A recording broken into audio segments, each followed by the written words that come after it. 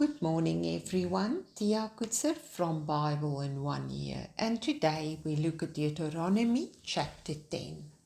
The chapter reminds of the story in Exodus 32 and 34 where the nation rebelled during the first giving of the commandments, resulting in Moses breaking the tablets.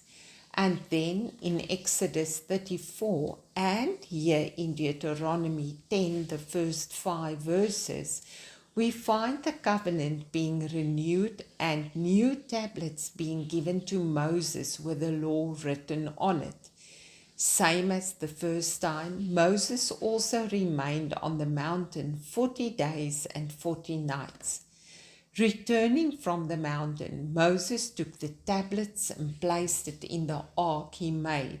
Aaron has died, and Eleazar, his son, became priest in his place.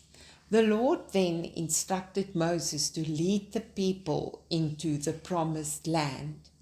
The tribe of Levi was placed in control of the Ark of the Lord's covenant and to stand before the Lord and serve him and to pronounce blessings in his name. The Lord was their inheritance, therefore they did not inherit a piece of land like their brothers. When we read and analyze verses 12 to 22, we find that it deals mainly with 2 aspects. 1. Information on what the Lord requires to be done. 2. Information on the character of God. For information on what the Lord requires, please read and underline what you can find in verses 12, 13, 16, 19 and 20. For information on the character of God, please study verses 14, 15, 17, 18 and 21. To conclude, review what you have underlined and personalize the information.